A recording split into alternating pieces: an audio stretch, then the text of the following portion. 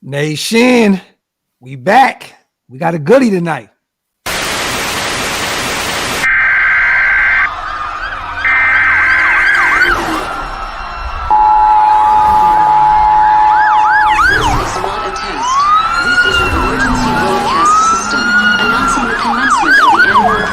Sanctioned by the new founding fathers and America, a nation reborn.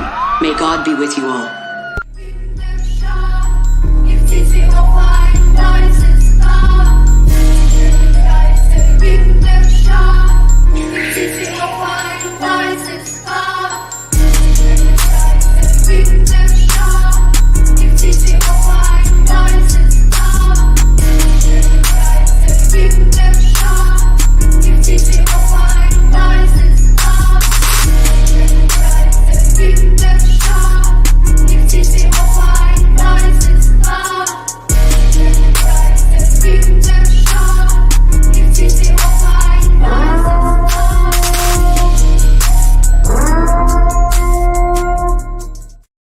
Yo, salute to everybody here in the building, whether you are watching on Raider Nation Unlimited with Wasted Talent or over here at the Las Vegas Raiders Network. It's all the same, you guys. Make sure you wipe them feet, meaning hit them thumbs up and pay your bar tabs, which means the same. Also, hit that subscribe button, y'all. We have a good one tonight. We have one of our Raider brothers. I feel like I'm going to get jumped a little bit tonight because I got two East Coast. See, why you always got a set trip off of what side of the country you on? We talk about the Raiders now, bro. Yeah, now see, when you get wasted on the phone, it's totally different. But so right now, he's trying to play this all smooth. I hear you. Hey, bro, why you got to bring people behind the curtain, bro? We here with the content. Yo, we got our brother backstage right now. For those who do not know, a great writer at Bleacher Report, co-host of the Silver and Black Today. Also a Raiders columnist for the Sports Knot. We got our brother, man, Moton in the building. What's good, Midtown Mo? What's good, y'all? It's been a while. Last time I was here, man, it was just me and Wasted. Good to have Graphic on this time. It's been a minute. This is long overdue. Shout out to everybody in the chat that's been showing me love when I pop up in the chat. So I'm on the screen now, so let's get it. Now, before we go anywhere, Mo, you guys put on a great show on YouTube as well. Everybody sees you on Sports Knot, Bleach Report, all that. Where can everybody follow you at on YouTube? You guys do some live stuff, some pre-production, really good stuff over there at the Silver and Black. Where are you guys at? Let everybody know in the chat where they can follow you at. Silver and Black Today, me and my co-host Scott Branson, we're on every Tuesday night at 9 p.m., Thursday night, 9 p.m. Next week, coming to draft, we're going to have an extra episode for y'all because special time for Raider Nation. Crucial draft coming up, so we're going to have an extra pop-up show for y'all, but 2 nights a week, Tuesday, Thursday, 9 p.m. Eastern, 6 p.m. Pacific time. That's where you can find me on YouTube, my co-host, Scott Branson. I love it, man. Shout out to Wasted. What's good, bro? Man, I'm chilling, man. You know, it's good to have my bro up in a place to be, man. A fellow New York Knicks fan, you know what I'm saying? Even though they got the Brooklyn hat on. Look, this is a Brooklyn snapback. Just for the people out there, because I know they're going to ask, is that a Nets hat? No, it's not a Nets hat. No, I know it says BK, bro. BK, listen, best I do is that. There's no Nets on this cap. It's just Brooklyn. I'm just repping my bird. That's all I'm doing right now. I'm not mad at you. Shout out to BK, man. You know, in all seriousness, though, I'm just happy to get a former Raider, Yannick Ngakoue, on here, bro. Yo, it is wonderful to have you in a place. Is it Yannick or is it Kirk Morrison? Because some people say it's Kirk Morrison. Yo, yeah, they was getting you with the Kirk Morrison last week. I think did Corey put that up there the other day? Yeah, that was Corey. He was like, because I called him Menelik Watson. He was like, well, yeah. When I got there, they sent you to Buffalo, Jacksonville. And he had a picture of Kirk Morrison up there. It was pretty funny. Shout out to Corey on that one. I ain't gonna lie. I just seen Kirk at the Pro Bowl at Allegiant Stadium. We were in the Champions Club and we walked by. If Hammer's in the comment section, he didn't know who it was. So we walked by. I dapped him up like, man, it's good seeing you, right? And Hammer was like, who was that? And I'm like, it's Kirk Morrison. And when he put that up, I was like, oh my God, it finally rang a bell. Like, that might be Mo right there. Like, that's your doppelganger, bro. Like, for real. Yannick, cool. But Kirk Morrison, yes. That's facts. The original 52? There you go. So you've been putting in a lot of work over there, man, at Bleacher Report. I mean, all over the place, you know what I mean? But lately, you've been tackling this draft. And we all have, you know what I mean? The draft is right around the corner. next week. Man, can't wait. It's going to be a busy time for all of us. We know that you're a huge Spoon guy, right? Yeah, definitely. Spoon at 7. Spoon at 7. That's all I hear from Mo, man, and I love it because we're huge fans of Spoon as well. You recently put up a mock draft, right? Yeah, I did a live mock draft at Bleacher Report on what was this yesterday.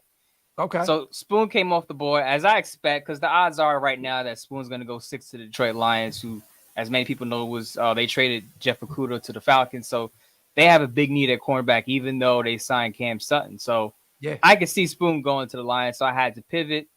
Tyree Wilson was on the board. Christian Gonzalez was on the board. I figured that would happen. I gave it some thought, and I went with Christian Gonzalez out of Oregon. Yeah, I mean, I think it's going to be – it could be one of those two unless we trade out or we trade up. Realistically, do you see us picking at 7?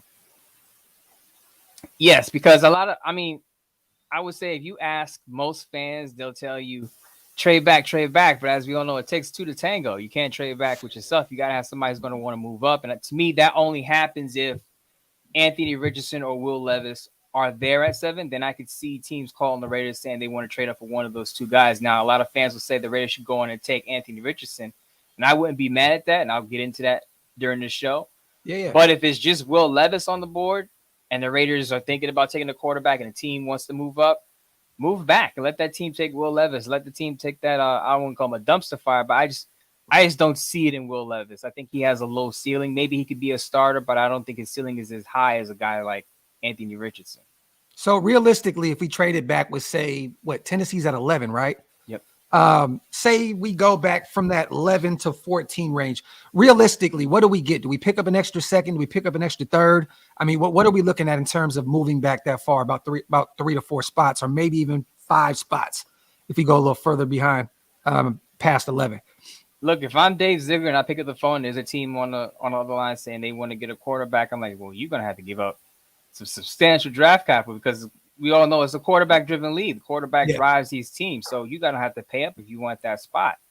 I would ask, for an early second if I can get it. If I can get first, if I can get it, some draft capital in the 2024 year, I would ask for that too. A player, if that team has a defensive player that I want, I'll ask for that too. So whatever it takes. But I'm driving up the price if you want to get a quarterback. But really quick though, if you're moving back from 7 to 11 to 14, you're probably not going to get Witherspoon or Gonzalez. So I think people need to start talking more about what would be their targets if they're going to move back in that spot. And to me, I think Joey Porter Jr. for me, I like Joey Porter Jr. simply because he's a man cover guy. I know he may need some work in zone. His transitions a little bit in that phase may be work in progress, but I think Joey Porter Jr., if you're moving back, would be my pick at cornerback for the Raiders if they're sliding back a few spots. I agree. There's a lot of talk about potentially Kalijah Cansey. If he's there in the middle of the first, you can go get your defensive tackle out of Pitt. Wasted. What you got going on, bro? I see it brewing, bro. I see it. Hey, man, see, the thing about moving back, and, everybody keeps talking about the Raiders moving back. The Raiders already have, I think, the first or the second most picks. Tied for first with the Texans. Tied with the Texans, right? So how are the Raiders going to sign all of these guys? Yeah. And see, when you get this draft capital, they might want to make moves up in the mid rounds, but I don't necessarily see the Raiders moving back that much. I see the Raiders moving up in this draft, and it all depends on what we have going at the top of the draft. Some are saying that C.J. Stroud might be the number 1 pick.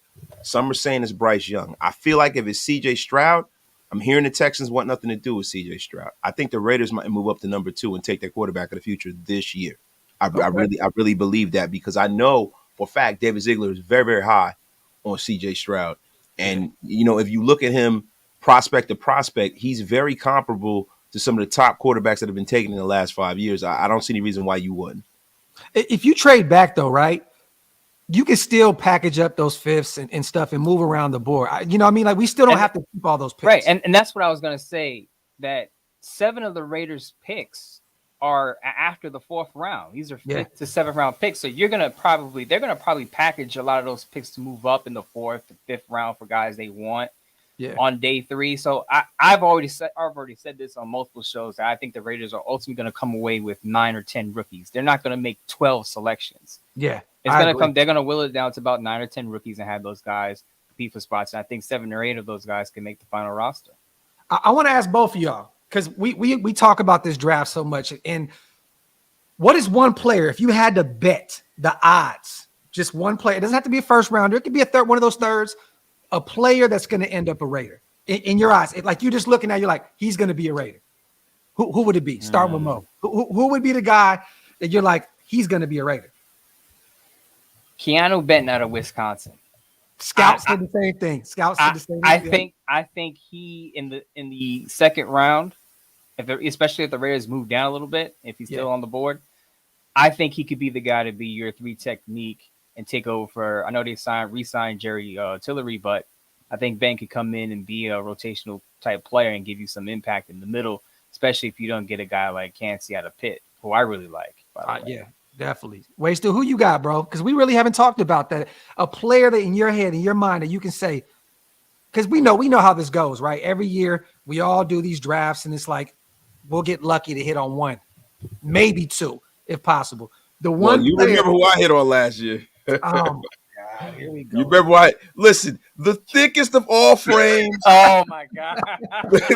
Listen, and he will be in full regalia this year. He will be out there starting this year, and I think what we're going to see this year is there's a guy that's a HBCU guy. Okay, I like this. I like where we're going. And I'm going to be honest with you, man. He has Patrick Graham written all over him, man. And this man's name is Isaiah Land out of Florida A&M, man. He's a big, tall edge rusher. You know what I mean? He needs to get a little weight on him, but he's a rangy guy. I can see the Raiders taking him late. And also, there's another gentleman out of Jackson State, Aubrey Miller Jr. Love Aubrey Miller. Aubrey Miller's a guy I can see the Raiders taking. I mean, he's originally from the University of Missouri. So, you know what I mean? It's not like he's some guy who just came out of nowhere. But, you know, when Deion went there, he had a lot of players that used that extra year of eligibility and went over to Jackson State. I could see Aubrey Miller as a guy that we can use at linebacker too. So you went out there. I like that. So you like, because those are late round guys. Yeah, I mean, I see there's a reason why these guys have so many picks. And, you know, when I look at the blueprint of what the New England Patriots used to do draft-wise, they always took the road less traveled. They didn't always draft the guys you thought they were going to pick. They picked guys who fit their system.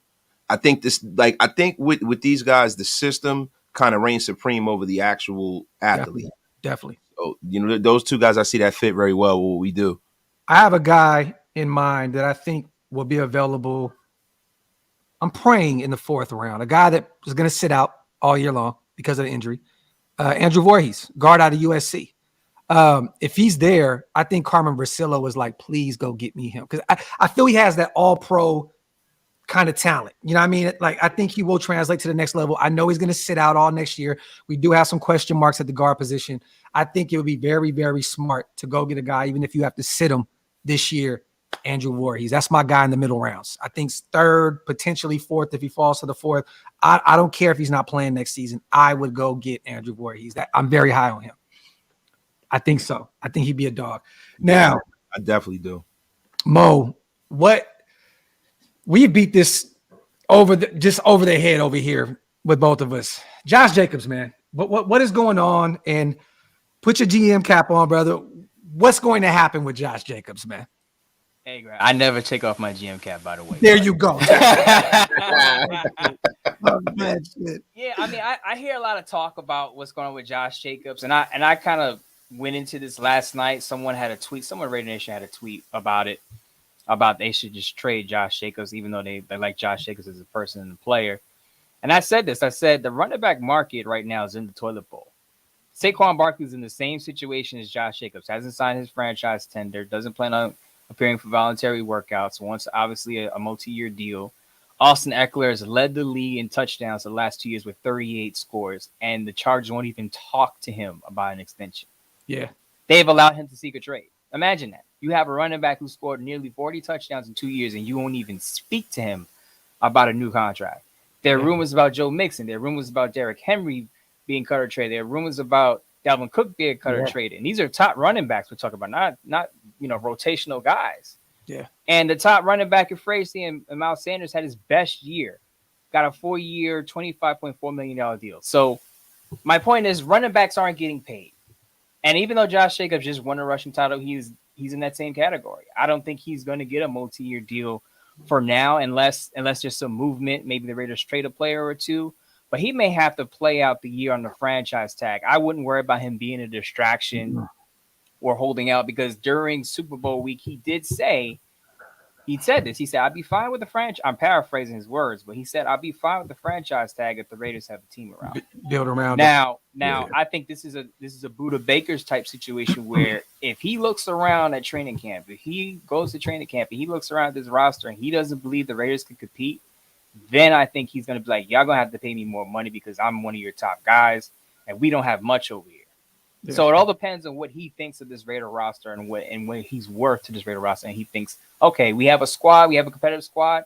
I'll play on the franchise tag. We don't have a competitive squad, and we could be a 5-6 win team again. Y'all gonna have to pay me because I may not produce with this low tier roster. So he's looking at it from a business sense, and the Raiders have to do the same. So I get both sides.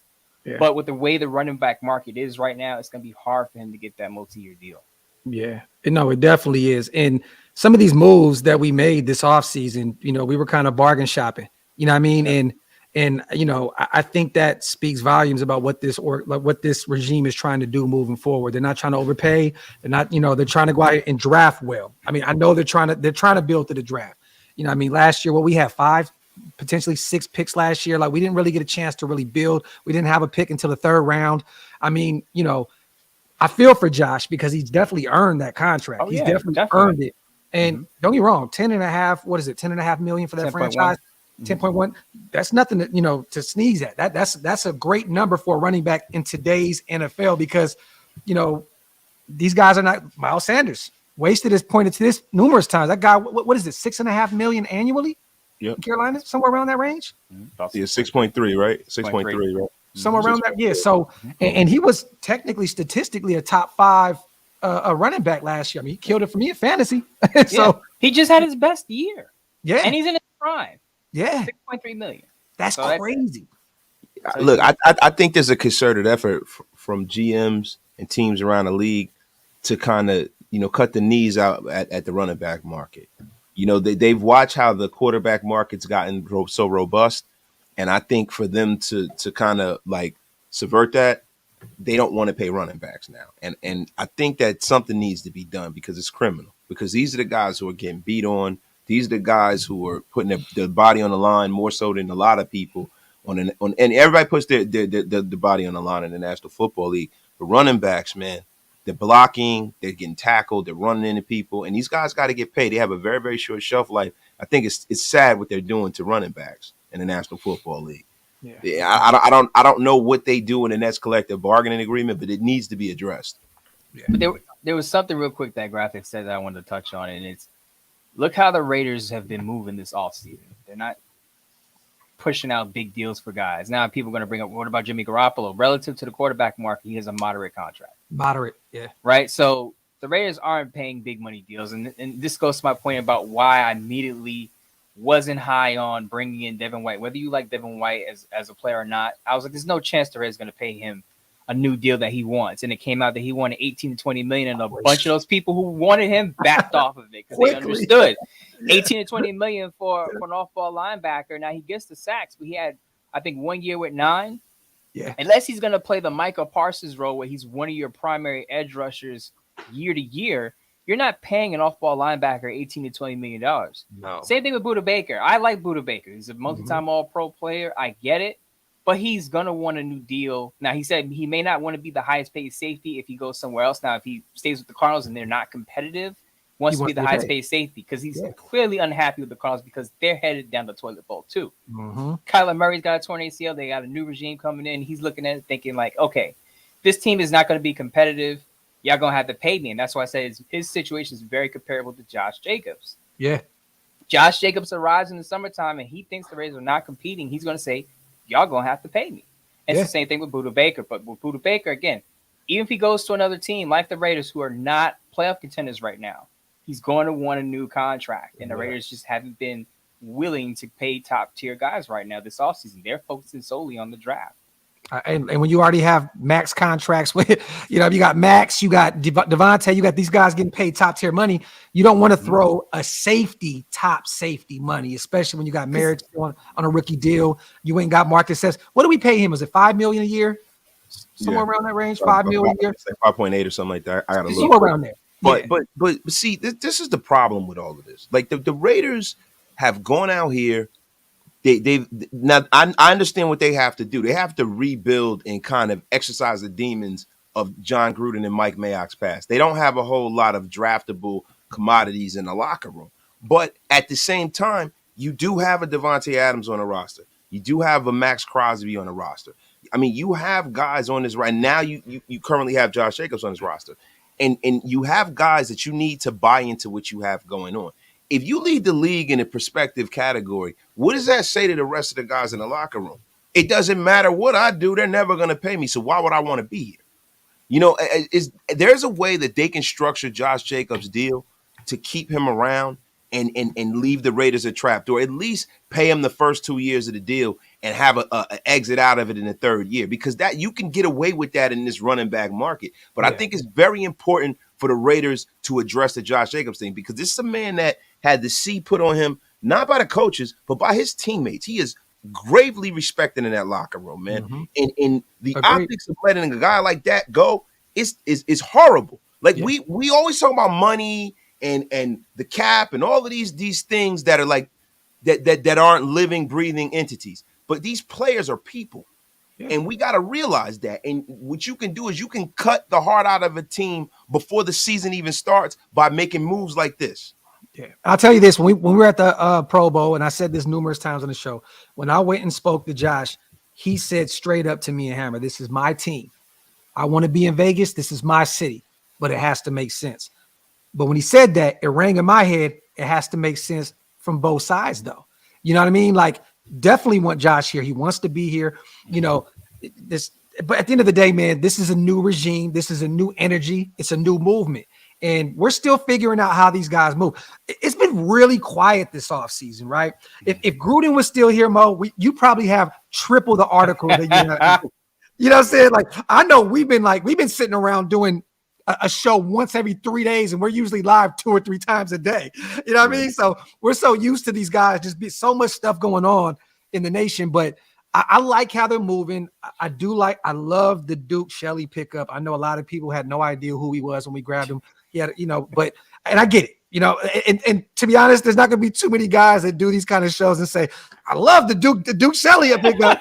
Leave it up to a Raider fan to do it, right? But I think there was some sneaky pickups, but I know right now we're going to develop through the draft.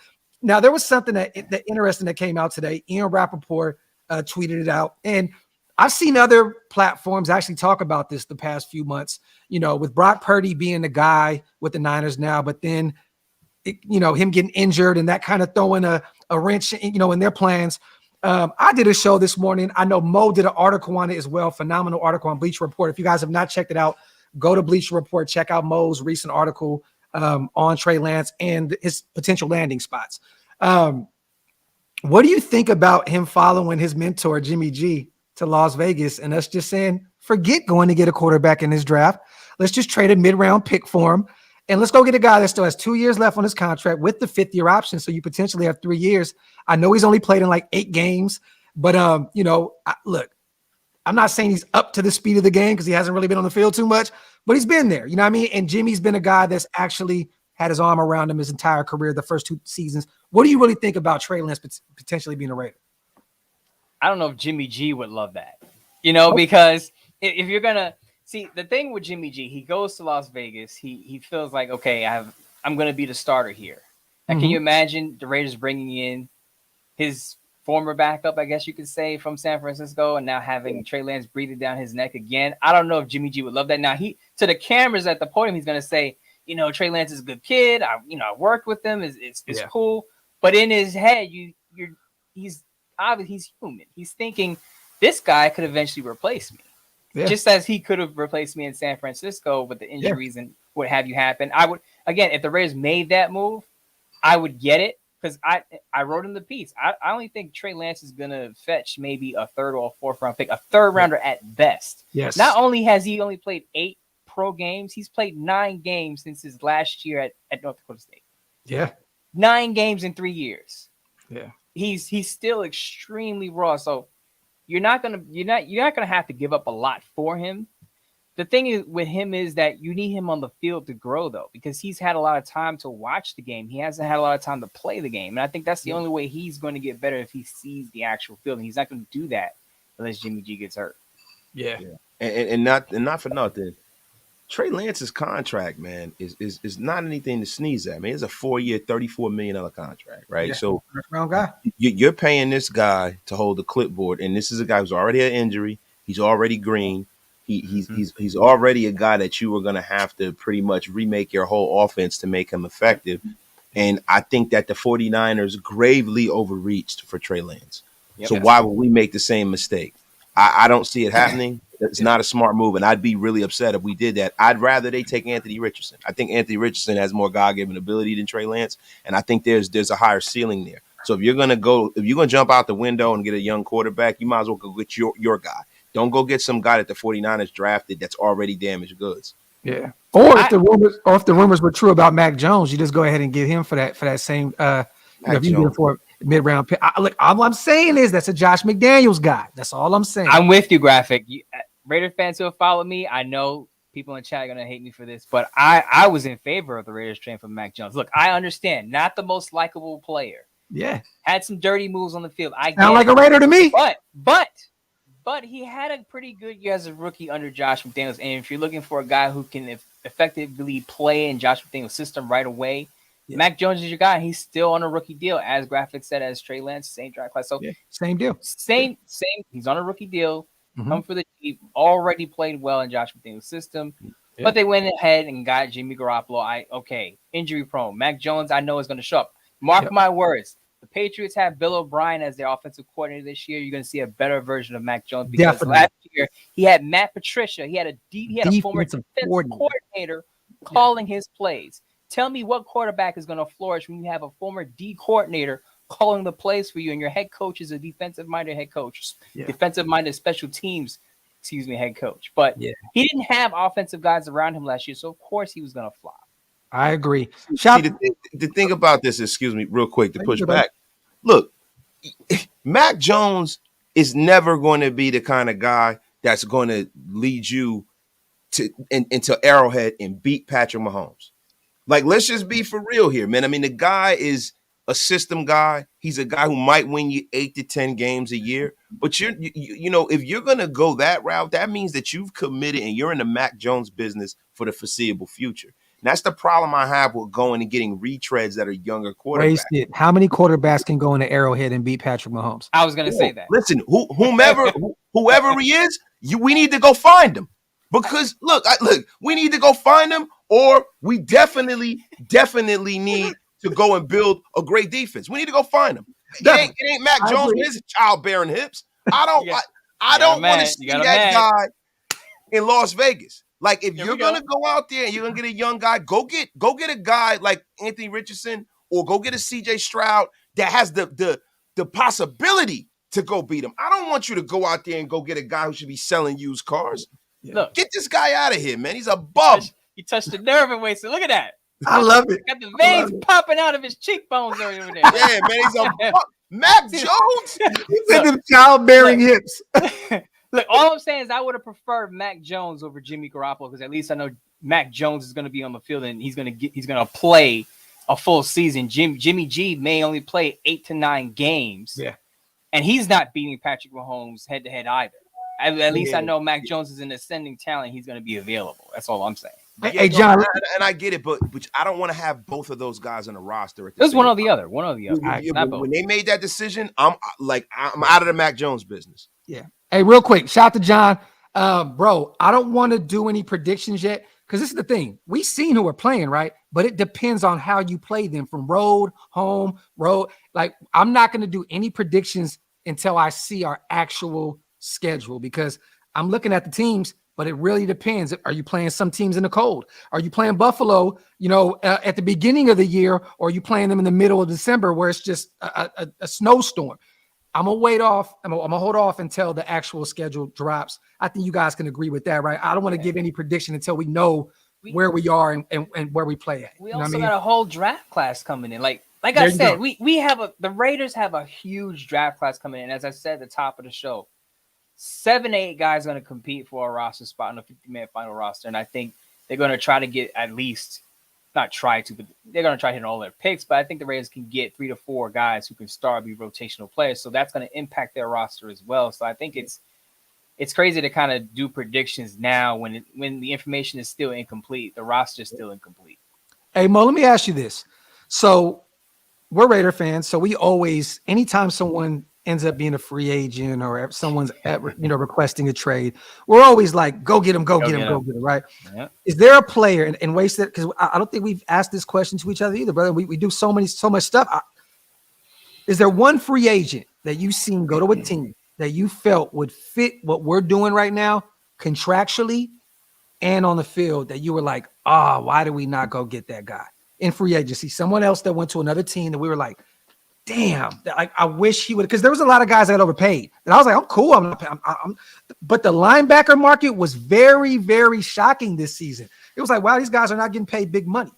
And, I thought that we would attack. We got Robert Spillane, but I would have thought we would have went a little more bigger in free agency at the linebackers position. Is there a player that you think that you look at and you're like, damn, man, like I wish we could have got him for that because he fits what we're doing? I'll let Wasted start there. So I think I had a couple of free agent targets outside of the quarterback position that I liked, but as you said, some of the money that was being handed out, I was like, well, I don't think Dave Ziegler is going to pay that, because Dave Ziegler last offseason probably would have made a lot of these big money moves. Yeah. Bringing in Chandler Jones, bringing in Devontae, signing him to extension. He was handing out extensions to Hunter Renfrow, Waller, and these guys. A lot of these moves could have happened last year, but this year I was like, all right. I also had some people in my ear telling me that the Raiders weren't going to be as active in free agency, so I kind of expected to be kind of ho-hum and fans to be kind of impatient with it. But Gardner Johnson went to Detroit on that 1-year deal because he's familiar with the D coordinator, and he thinks that he's going to bet on himself this year. They built that defense up already. They're going to build it up more in the draft. They're going to get Gonzo or Spoon probably there at 6. I think he's betting on himself. He went to Detroit. That was a chess move for him. I don't think that he was even ever in the cards for us. But I hear you, though. If that's a guy that you think would fit, I understand, because he's only getting paid like, what, $6.5 million? $6.5 million, something like that. Yeah, that's crazy. David Long. David Long, too. David Long's a guy that I had on my free agent target list. That was he went to the Dolphins. I felt like you can get him for a cheap price. The 49ers linebacker, Al-Shahir, I believe. Mm-hmm. I felt like he could have fit, but went to the Titans, and the Titans revamped their whole linebacking core. They lost David Long, who went to the Dolphins. Yeah. Signed that 49ers linebacker. He comes in. So I felt like, okay, those two guys at the linebacker position, because you're not paying linebackers a lot of money anyway.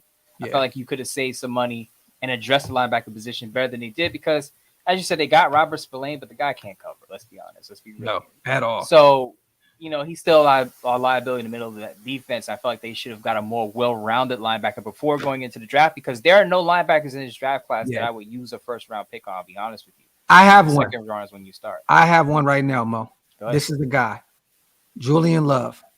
Went to Seattle, got paid $6 million. A guy that played with Patrick Graham with the Giants, played really well with him. That was a guy that I was hoping to get, a guy that can slide into the nickel, the box, play both positions at the safety spot. That's a guy that I wish we would have went out and got, a Julian Love, a former Notre. I'm a Notre Dame guy too, so I may be a little biased, but I wish we could have got him, especially at that price. It was really cheap. Well, there's a guy that I wanted in the secondary, Von Bell. Oh, okay. I would love to see the Raiders bring Von Bell in.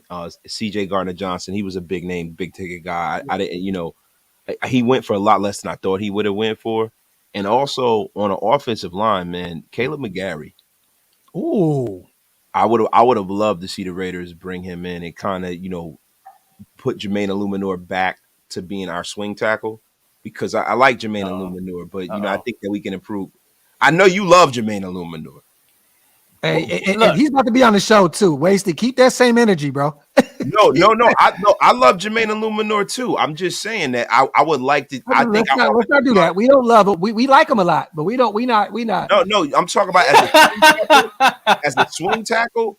Yo, he would be the best swing tackle in football.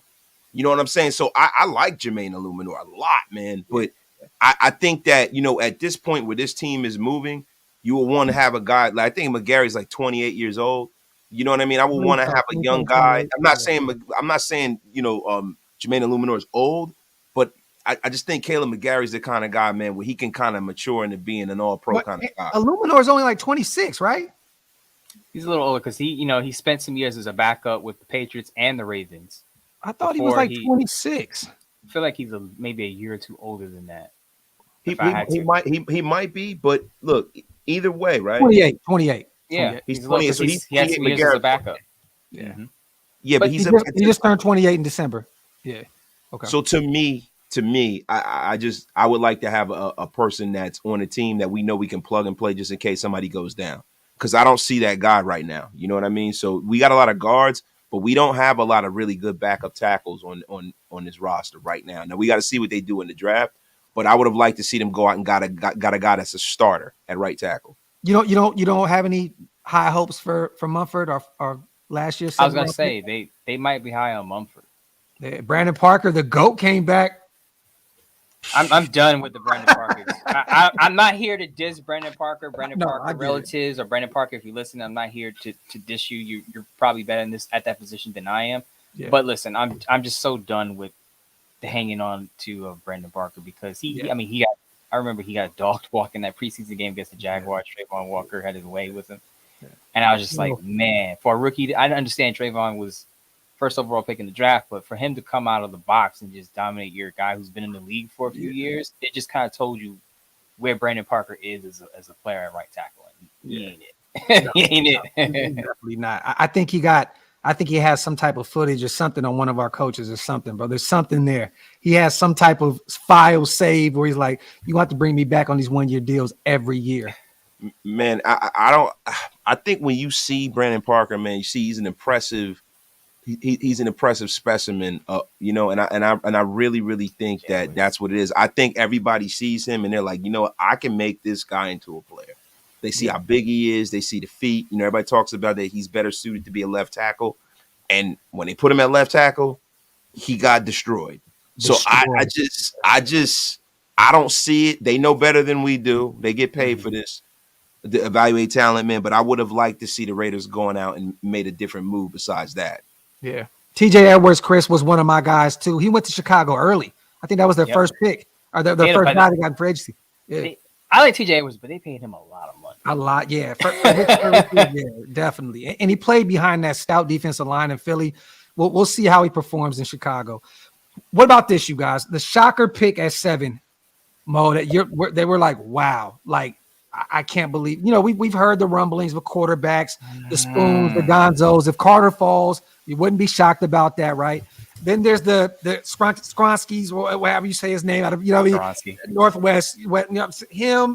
The Paris Johnsons out of Ohio State. What is the shocker at 7 where you like, oh my God, is Mayock and John Gruden still in the building? Lucas Van Ness. Ooh. If he's the pick that's there, I'm not saying he's a terrible prospect. Okay. But what I'm saying is, if you're picking Lucas Van Ness out of need at 7. Because I think he can play inside and outside and inside on the pro level because he has the body type for that. But if you're picking him at 7, that would be a total reach for me. Now, again, I don't think he'll produce, but he won't live up to that draft pedigree as a top 10 pick, though.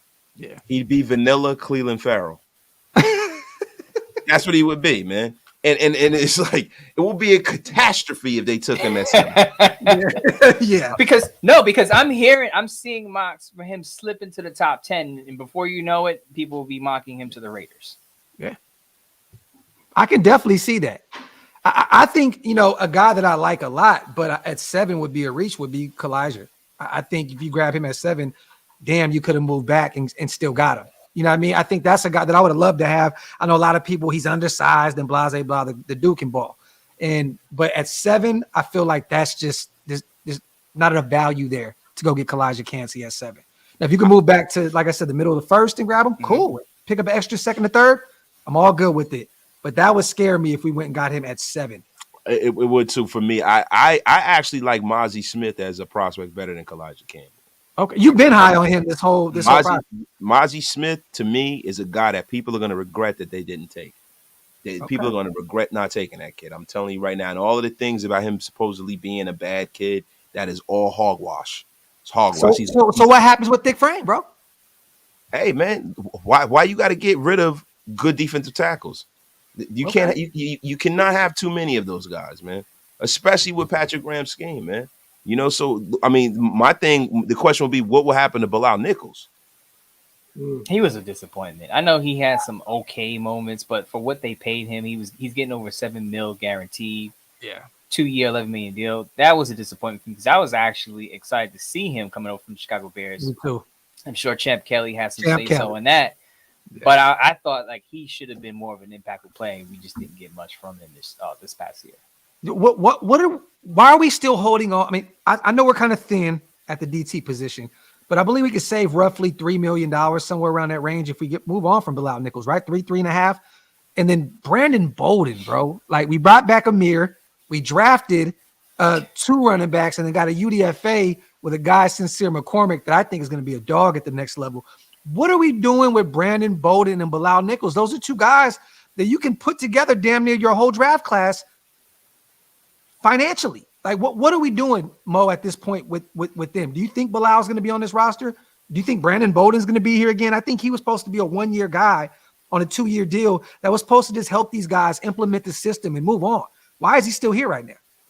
I don't think he's going to make the 53-man. Let's just remember, though, too, at this point in the offseason and even months ago, you're building for a 90-man roster so that you get the best competition at training camp. So some of these guys that the Raiders have signed that fans have complained about, and I've said this on Twitter, aren't going to make the roster. Like, people were complaining about John Jenkins. Oh, he's old. He's this, he's that. I'm like, he's going to compete with a rookie.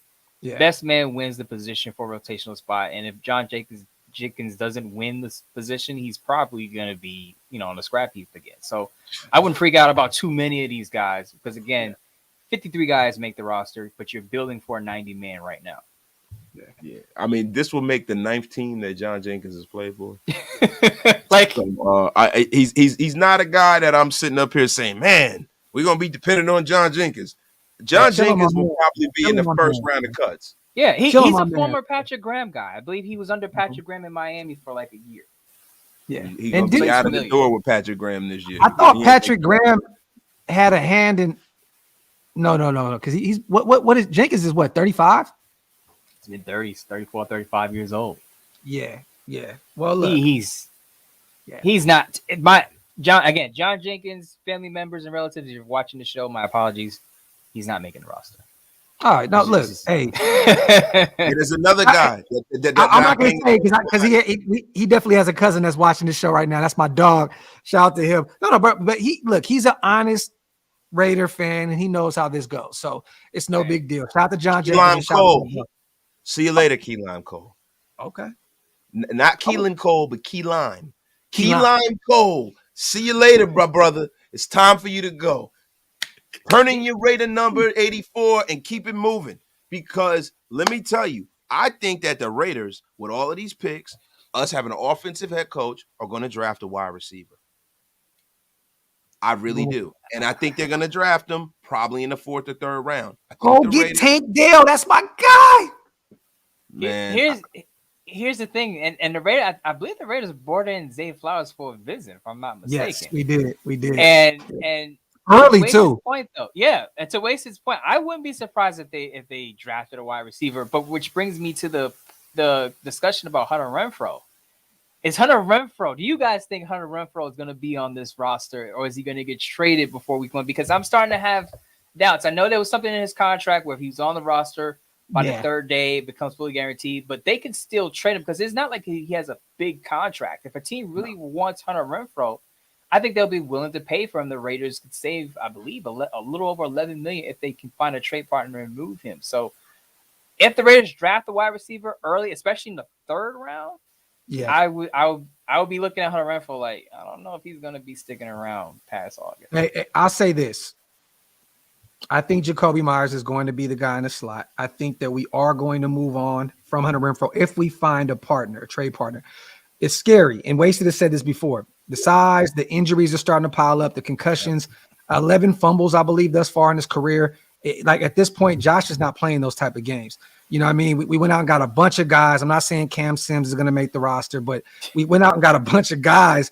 We brought back Keelan Cole, and there's some sneaky names in this draft. There's a guy out of Purdue, Charlie Jones, that we were talking about that could potentially be a guy that can come in if you want another slot guy in the later rounds. You know what I'm saying? There's a guy that I love in Mingo. You know what I'm saying? Later on, I'm not saying he'll be Hunter Renfrow's replacement because he's a bigger body guy. But me personally, if you can get out of that contract, Mo, go. Get rid of it. How would y'all feel if the Raiders drafted Josh Downs at North Carolina and he was Hunter Renfrow's replacement in the slot? But that means you're getting a receiver early. Like early. Like second round early. Like potentially first round.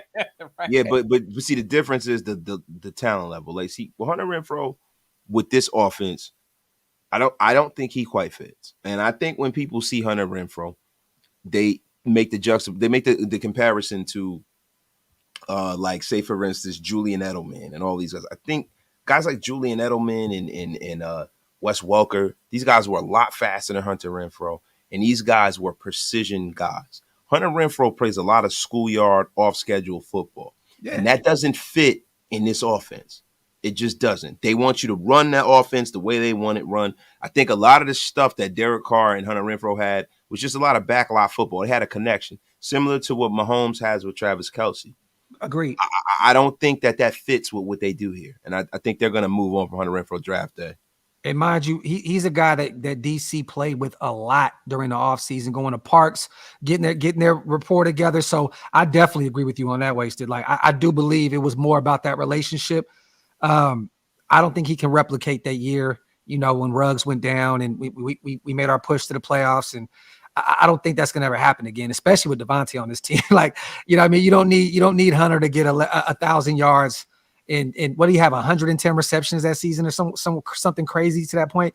But if you can get rid of that contract and put some of that money in the defensive side of the ball, or even just pay for your draft class, I'm cool with it. Move on. Shout to Q. Question from Mo: who are some of your free agents you see us signing after the draft? That's a great question. Going into training camp.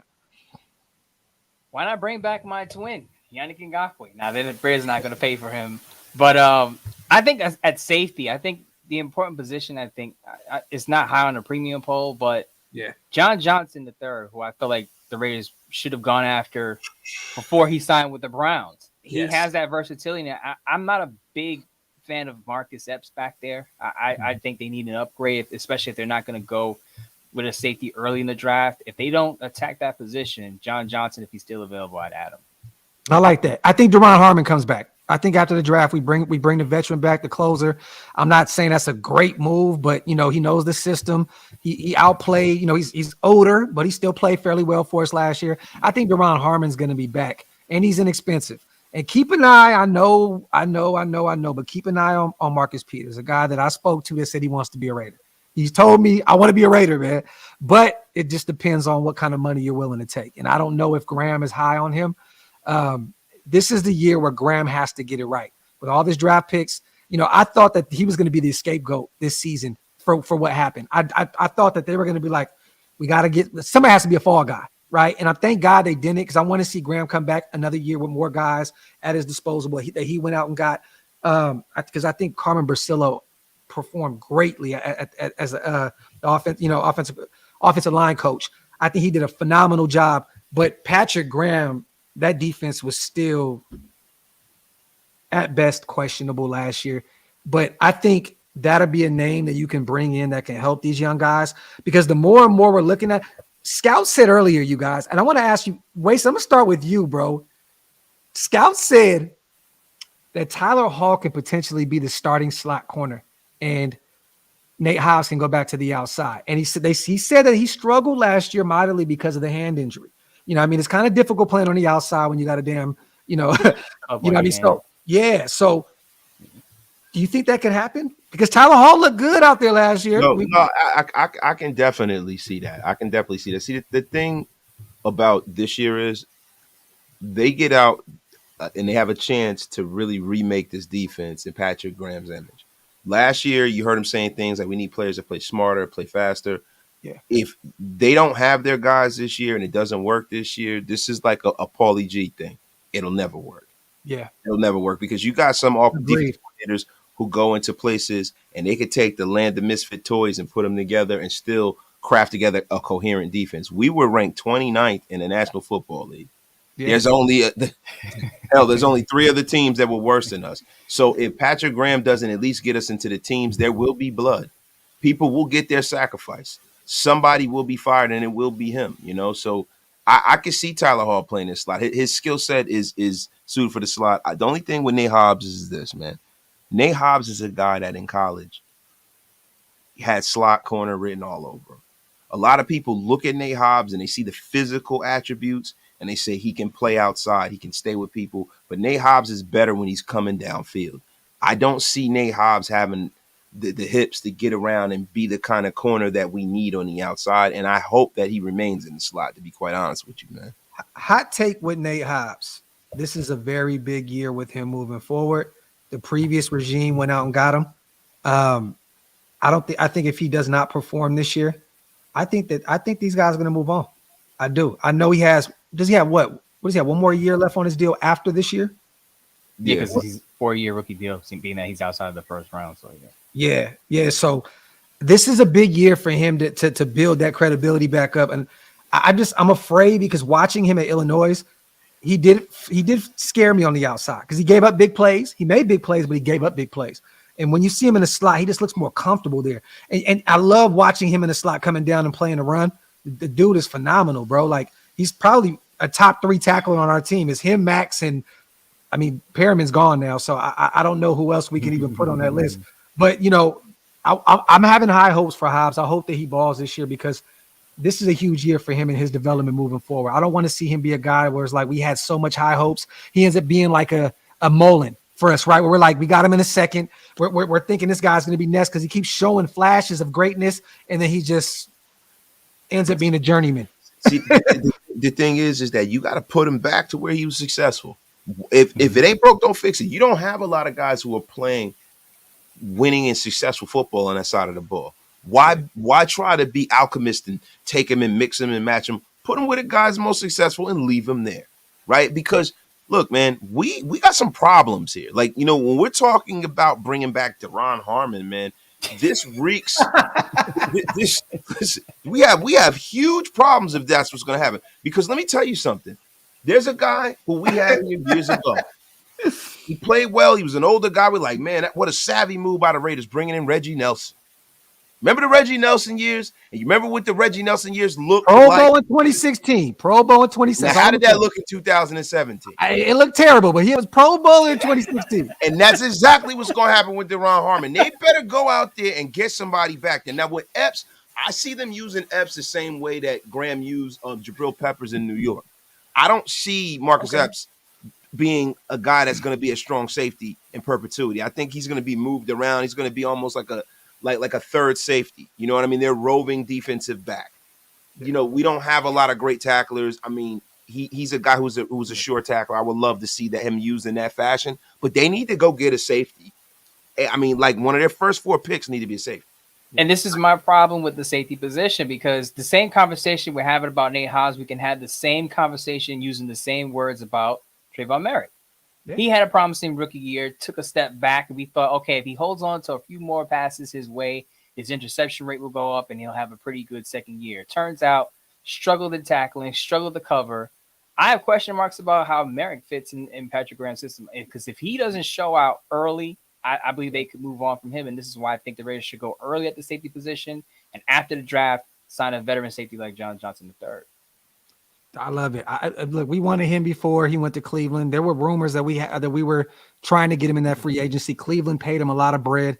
He didn't really perform that well in Cleveland. That's a guy that I would definitely take a flyer on this late in the game in free agency. Shout out to Jason Hunter, our dog, man. Always showing love to the channels, man. We appreciate you, man. We don't know where these supers are going, you guys. And like we said, we don't care whether it's on Wasted channel or my channel. We just appreciate you guys. Jumping in and say, what's up, fellas, and show some love. MLNR, Raider Nation for life. Shout out to my guy, Jason Hunter, man. Appreciate you, my brother, as always. That's my guy. Waste, you got a few questions for our brother Mo, man, before we get out of here? We're coming up on an hour. I know everybody. I only have one question. You know, my one question for both of you is, what do you both think about Juice Scruggs, baby? Juice Scruggs is going to be now getting around. Juice Scruggs, the greatest center of all time. In all seriousness, this draft, how many of these players do you think they're actually going to, you know, like how many picks do you think they're actually going to actually keep, man? We have a lot of picks. I know they're going to move up. They're going to get their guys. How many guys, new players, do you think they're going to have on the roster? I got 9 and some UDFAs. 9 in the draft, and then we got some guys coming in on some UDFAs. 9 I think the Raiders made 10 picks. 8 guys make the roster. 3 guys start. 1 rotational player. Ooh, okay. Now, I've done a lot of research on this. That's why. I love it, bro. That's mad specific, bro. But okay, so those 3 starters, we're hoping, right, that it's at each level of the defense. Exactly. Okay. We're hoping. So, or let's say the safety position is a little fuzzy. I would want them to go out and upgrade the guard position. Okay. I could see them getting the guard in the 3rd or 4th round. They want to upgrade the guard spot.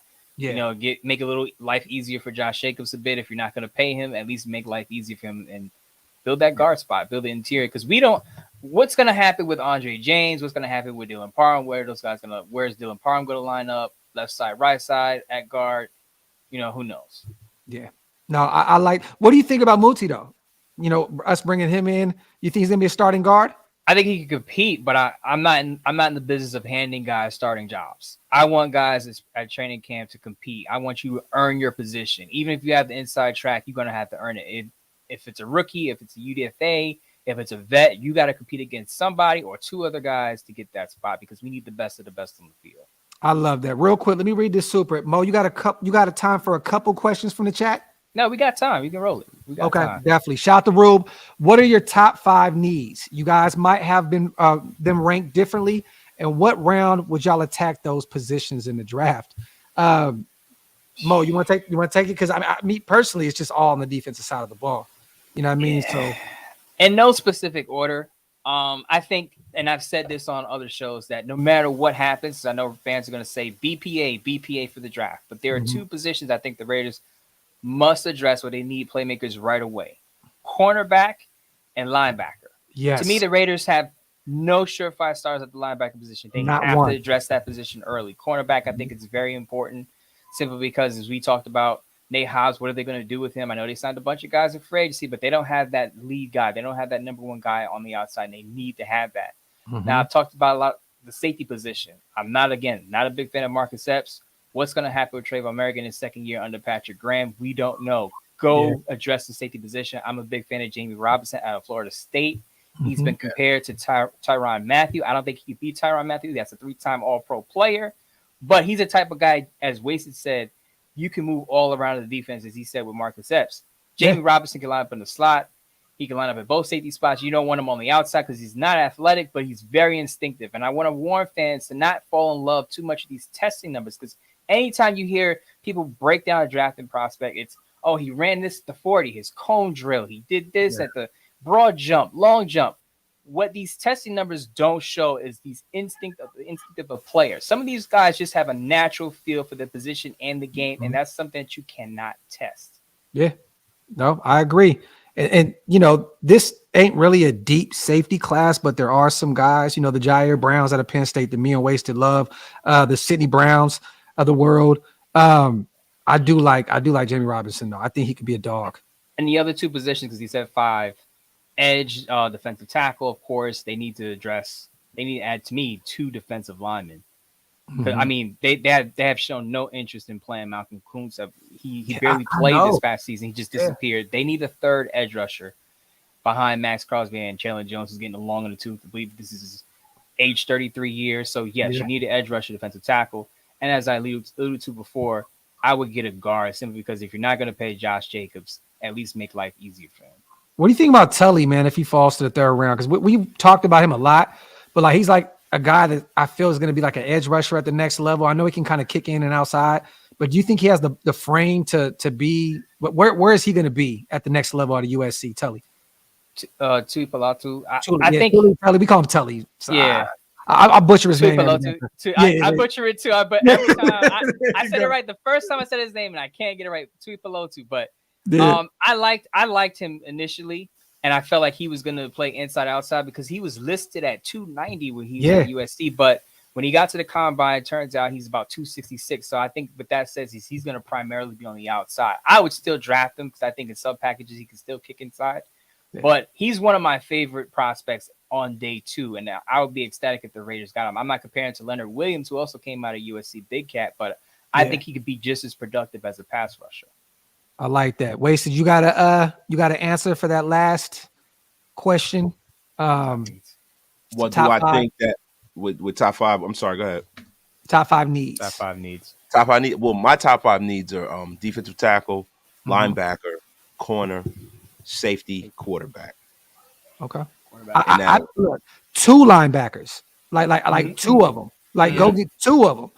A defensive tackle, 2 corners, and a safety. like we need some help drastically on the defensive side of the ball. But I think we need a few linebackers. We're not gonna get it done with Luke Masterson, the UDFA, Darian Butler, undersized. You know what I mean? Like Divine Diablo, he still has not performed the way we thought he would. I mean, look, Robert Spillane, if he's the best linebacker on this roster, we have a huge, huge problem at the second level of our defense. You know what I mean? So these guys are special teamers for the most part, right? Like Luke Masterson is a guy that maybe could start. Darian Butler, if he puts on a little weight, he could start eventually. But at this point in their career, they're more. And Robert Spillane is definitely a special teamer, right? So they have to remake that entire linebacking core. And I'm really, really surprised that in free agency they didn't address it a little better than this. They're going to have to go out there and they're going to have to move up in the second round and probably take a linebacker in the second round. I can see it. I can see it happening, man. And I wouldn't be surprised if a guy like Will Anderson slipped, even though he's more of an edge, of us jumping out the window and taking Will Anderson. Now, you never know. I'm hearing Will Anderson is going to go anywhere in the top 4 picks, and I see other mocks with him. He's gone, bro. Top 5, he's out of there. Yeah, definitely. Yeah, I see that too, but it all depends on if you have a run on quarterbacks, and we're not at the table with that. You have a run on quarterbacks, you have an Anthony Richardson go earlier than you would expect. You have somebody jumps out the window and takes Will Levis, which I'm praying that they do, but I don't think so. If you have 4 quarterbacks going in the top 5 picks, then there's a chance that, Will Anderson might fall to us. You never know. So really quick, I know you guys have talked about these 2 prospects that I'm going to bring up. What would you think about a Jack Campbell, Dorian Williams combo at linebacker? I would love it. Second and 4th round. Love it. I would. Bro, you got your cover guy in Dorian Williams, and you got a guy in Jack Campbell that can get it done on both sides. I don't know how it's going to translate to coverage at the next level, but I'm high on Jack Campbell. Wasted is high on him too. But Dorian, that'd be a combo, bro. Even him and Henley, even Jack Campbell and Henley. But I would rather do the Dorian Williams. I love him, bro. That's one of my favorite prospects in this draft. That'd be cold. No, you know why I would be happy, especially with Jack Campbell, because Jack Campbell reminds me of that old school linebacker that you don't have to take off the field. Jack Campbell, a lot of people look at him and they think he's a stiff old school linebacker, but the guy, 4'6", 40, did real well in the cone drill. He moves really well. He's a bigger guy.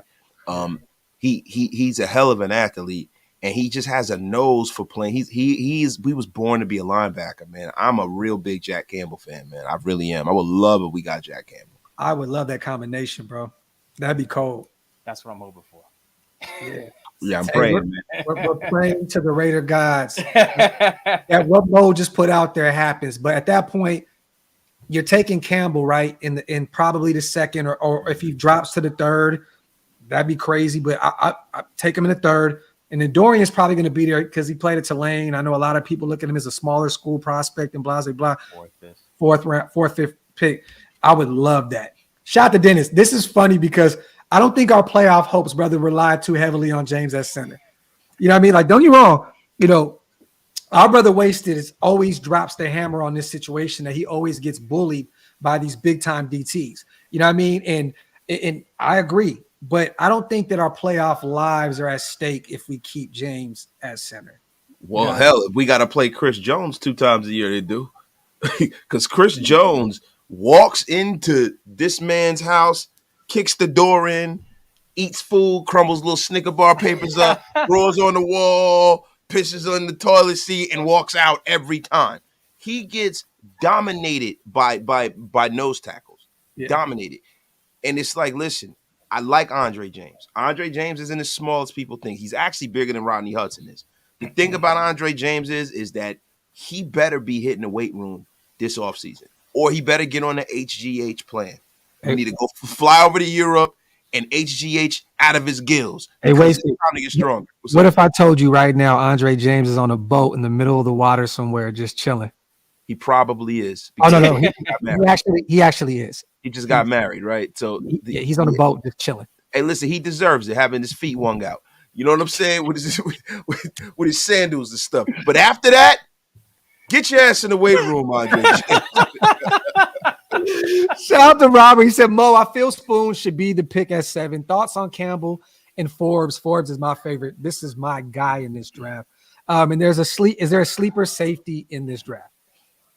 So yeah, Spoon should be the guy at 7 if the Lions don't swipe him. That's my only fear, is that the Lions are going to swipe him. I think the Lions are going to take a cornerback. It's going to be Spoon Gonzalez at 6, and the Raiders may have to take the other guy that doesn't get picked, which is fine with me. Yeah, definitely.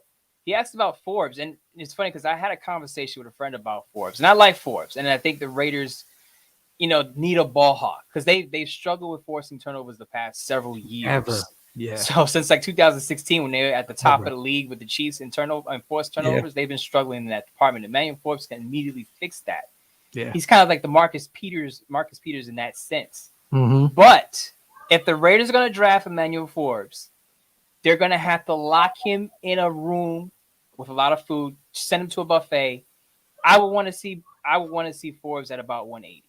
I believe he's at 177 right now, Mo. Okay, I want to see him put on 11 pounds. I want to see him play at 180, not just bulk up weight and water weight, creatine and all of that protein shake and all that stuff. I want to see him play at that same level at 180. Because it's one thing to weigh 180. It's another thing to play at 180 when you're not used to playing at that level. So, it's like boxing. It's like boxing. Can you carry the weight up to another weight class? Right. Can you carry that weight up? See, the thing that we need to do is we have some resources in Raider Nation to get some weight on players. Listen, you guys forget Trent Brown and Jamarcus Russell used to play for the Raiders. I mean, where are these two men at? Get them on a fruit roll-up plan. Let's get some weight on them. I mean, come on. Now, we don't want them to get on lean or nothing like that. But listen, shout out to Jamarcus Russell. Lock him in with Jamarcus Russell, man. The guaranteed money goat. The guaranteed money goat. Listen, we gonna bring him to New York. He gonna hang out with Moen Wasted. He gonna get some cocoa bread, some curry goat, beef patties.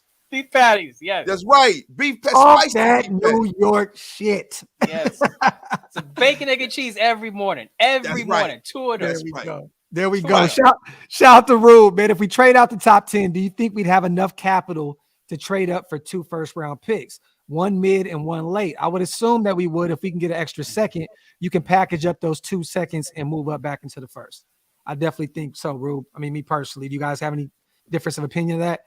Yeah, it's hard to move back into the first. It's hard. Yeah. And you have to kind of mortgage your future when you move back into the first. So if you're moving back into the first, the only thing that I see them doing is drafting a quarterback. Now, if they do that and they get their guy for the foreseeable future, then you don't need that pick next year because you're already working towards your future quarterback-wise.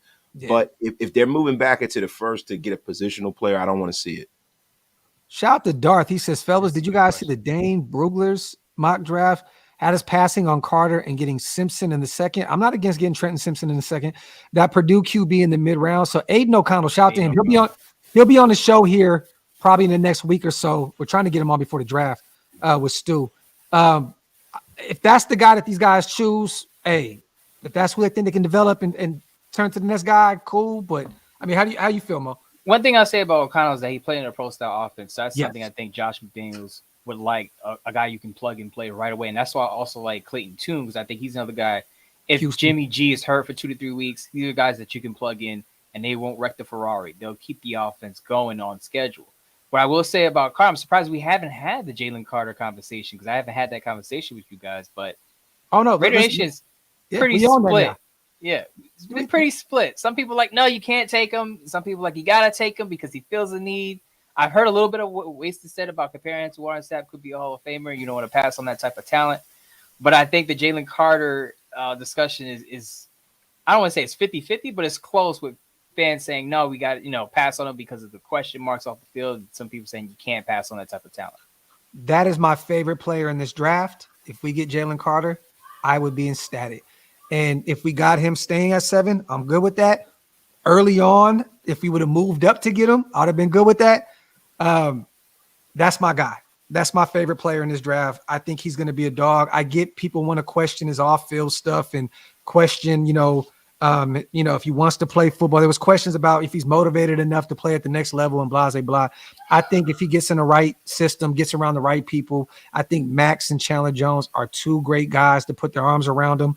And I think he will be an all-pro talent at the next level. I don't think you can pass up. If we drafted Jalen Carter and he didn't perform and he ended up being a bust, this may sound crazy. I can live with that because Jalen Carter to me is the best player in this draft to me. How you feel, Wasted? I feel exactly the same. I feel Jalen Carter is the kind of prospect that people thought Jadeveon Clowney was. Yeah. It's you when you have that kind of talent, you have to take a swing at it. You just do. It's like in the NBA when you got the number 2 pick and there's the 7-footer that's raw that has a lot of athletic ability. Yeah. And you're like, damn, you know what I mean? Do we have to. It's not a whole bunch of 7-footers growing on trees with this athletic ability. Jalen Carter does not have to be a choir boy for me to draft him. Like, look, man, even a guy like, say, for instance, Albert Haynesworth. Albert Haynesworth grew to be a shithead. But Albert Haynesworth, in the beginning of his career, was a baller. He was super disruptive, and he played his way into a $100 million contract. Now, the thing with me is, I'll take the first 5 years. And another team could take the shithead version of Jalen Carter if that's how it works out. But give me the first 5 years. Yeah. No question I take him. How do you feel, Mo? How do you feel about Jalen Carter? Look, and I've said this before, right? I think it's unfair for me to say if I would draft him or not without speaking to him. Because I would want to know what happened between that period between the combine and your pro day where you came in a little heavy, didn't finish your drills. I would want to talk to him first because I think he's at least owed that, right? Yeah. So, but I also feel like the Raiders choose him at 7 if he's available. I would trust that Dave Ziegler makes the right decision. He's done enough homework that he feels comfortable enough that we can bring this guy to the locker room. And like you said, we have Max Crosby, different situation, but he's gone through his issues. Chandler Jones had a few issues off the field as well in his career, during his career. You put him under those 2 guys, those 2 veterans, and you trust that those 2 veterans can not rein him in, but help his maturity in a sense. Yeah. I would trust Dave Ziegler on that simply because I will say the Patriots have taken chances on guys who've had some character flags, so to speak. So I wouldn't be surprised if Dave Ziegler were to roll the dice on Jalen Carter at 7 if he is there. Mo, I've always wanted to ask you this, right? Because you play a lot of different positions in this Raider realm. Writer, now YouTube, you do the streams and stuff. What do you prefer? Writing or getting behind the screen and talking with your partner on your YouTube channel? What do you prefer? I'll tell you, it depends. It really depends on the day. Because there are days like today where I just want to talk. I just want to talk ball with dudes that I'm cool with. Yeah. And that's what I'm able to do here. And I don't have to go back and edit and fix my grammar, add a period here, add a comment. It's just us talking. Like we just sitting at a shop and just chopping it up. And I like that. And time goes by so quickly and you wonder where it goes and you're just enjoying the moment. So when you're writing, sometimes you have to be aware of certain things and adding stuff. And it's very technical. It's very tedious at times. And I like to have that break in action where I can step away from writing and just talk football. But I will say there are also days where I just want to sit down, do my research on a particular topic, and flesh it all out so I can get my thoughts completely out there. Because sometimes when you're talking, how many times have you logged off and said, man, you thought of an idea and I should have said that on air? Happens all the time. Oh, man. Every show. I should have said that in a debate. I should have said that when he said this to me. Yeah. When you're writing, you get to go back and do all of that editing. Yeah. You get to go back and add those things that you should have said before. So depending on the day, they're both good to me. But I will say being behind the camera, Bleacher Report has blessed me with that doing those live shows. Yeah. I'm feeling that. I like that because I like interacting with the people in Raider Nation. I love that, man. I love that you're doing that now, bro, because a lot of people, you know, coming up doing this stuff, even before YouTube got big, like Mo's been writing for a long time. And, you know, I mean, a lot of people didn't even know what Mo even looked like. All they knew was Mo was going to write some shit. You know what I mean? So, but I just love, bro, that you're doing both things. I'm only asking you because now we're kind of going into that realm now with Planet Raiders, where it's kind of cool because we could do an hour-long show, 2-hour-long show, and then we could sit back and say, we talked about this. Now let's put it in let's put it in writing form. Let's do this. So when we do this kind of stuff, it gives us more to write about. You know what I mean? So I was just wondering because it's kind of like asking like the actor. You know what I mean? Oh, you're an actor and you do music. Which one do you like better? You know what I mean? It's always, well, I like this one better these days, and I like this one better these days. You know what I mean? So it's kind of always, you know, up and down. But I just love, bro, that you're doing it all. And I'm gonna tell you this. You know, whether anybody tells you or not, regardless, you writing and you doing this, it definitely helps spawn some energy around us as well to know that we can do both sides of the spectrum. So I just want to give you your flowers, brother, because you've been doing it forever. And, you know, and we're never going to say that we went to school to be writers like most of you guys that do that. But like you have definitely gave us some energy, man, to make us feel like, you know what, let's try this out. And I know that Wasted picks your brain a lot behind the scenes. And I know you guys have a great relationship. And my brother, I just want to say thank you. You know what I mean? For all the contributions that you put into the nation. It does not go unseen. We definitely respect everything that you do. And keep grinding, brother. Keep grinding, man. Wasted. You want to go ahead, bro? That's a fact. Look, I got something else, man. This has nothing to do about Raider football, nothing to do about anything. I got 2 questions for you. Jay-Z and Nas, right? And then But he's from Brooklyn. He's from Brooklyn. Yeah, I'm just I gotta let you answer that. Jay-Z and Nas. Gotta be Jay. I can't look. I'm sure I got at least one person that knows me, that knows where I'm from. Yeah, I can't from the say, crib. I can't from the say crib. I just needed you to say a lot. He from the crib, from Marcy. So y'all already know, right? He from Marcy. He can't. See, I had to get you on. Live with it. Yeah, no. I can't. Look. Hey, you're not about to get me DP. This is by my squad. You can't. Right. To hear Mo say you're gonna get me DP. You're gonna get me DP. Phenomenal. Come on, man. Yo, and my second question. And it has nothing to do with football. Tank or Ryan Garcia, who you got, man? Not a huge boxing guy, but I'll go with Ryan Garcia. What? I'm not a huge boxing guy. I'll put it out there. I'm not a huge. Come on, Mo. I'm not a huge boxing guy, bro. Oh my God. I'm gonna go with Jay, and I'm going with Tank. And I don't know shit about boxing, but Tank just sounds better to me. The name Tank sounds better to me. Like, you ever see some of the knockouts I send you? I know. Yeah, I'm about to say. All right, man.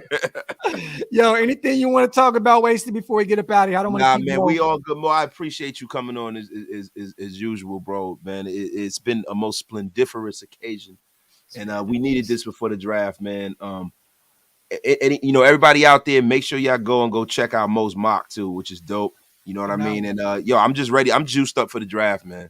I'm just so juiced up for the draft, man. I can't wait. I've been trying to juice up the people that have been kind of depressed about, because, you know, people are like, oh, we brought in all these Patriots. Oh, I don't trust Josh McDaniels. I don't trust Dave Ziegler. I'm not really excited. I've been trying to excite the people that are not excited about the draft. Because as I said, one of the first things I said when I got on with you guys is one of the most important drafts there is going to have. It's either going to point the Raiders in the direction of a quick rebuild or a slight setback. You got to nail this draft if you're Dave Ziegler and Josh McDaniels. The most important draft, I can say, at least in Las Vegas history. Definitely. We definitely got to hit it on the head. Real quick on the way out, you guys, let me read this one last super from our brother, JT Douglas, the funniest dude in Raider Nation. Team MVP at outside linebacker, led the Big Ten in sacks, a lot impact, trophy watch list player, Benaric candidate, never injured. Who am I and why should I be a Raider? Are you talking about? You ain't talking about who are you talking about? Is it Jack Campbell? Jack Campbell win the Bednarik Award. Oh, Nick Herbig.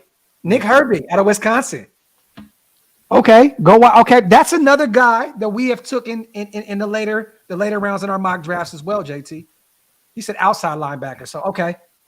He's another one of those versatile linebackers who can give you something in the pass rush, and that's what people are trying to figure out. You know, what would his role be on the next level? Yeah. But that I like that, JT. That was sneaky. That was a nice blind item, JT. Kudos to you for the question.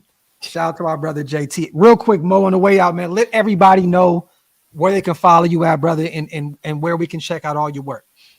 Man, I gotta ramble for like a minute for this one. Do your thing. MOEMOTON on Twitter, as most of you know.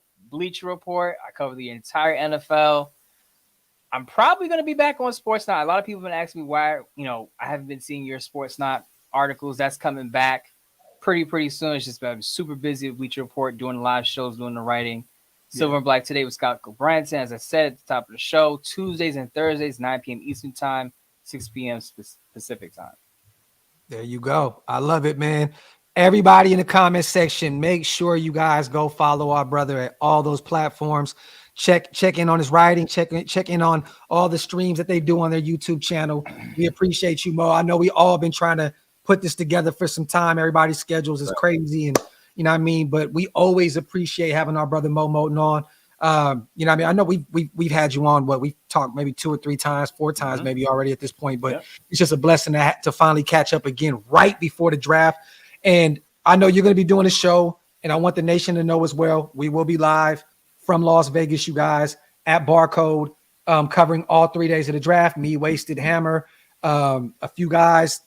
B's going to be there. Everybody's going to be out there rocking with us. Be in the place. Yeah, Raider Cody, our brother Raider Cody's going to be rocking with us. TQ, the artist, he'll be over there rocking, doing some commentary with us. AP9, it's going to be fun. We're going to have a ball out there in Las Vegas. Make sure you guys go back and forth on Mo's show and our show. You know what I mean? Let's do that. Spread the love. Open up those windows and have us all up. How about that?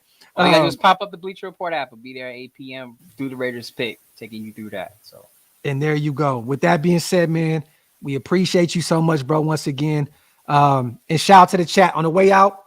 Wipe them feet, hit them thumbs up, pay your bar tabs, and hit that subscribe button. We outro.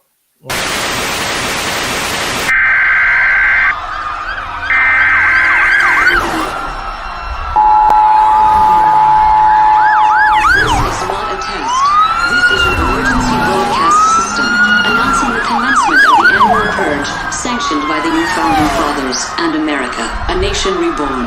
May God be with you all.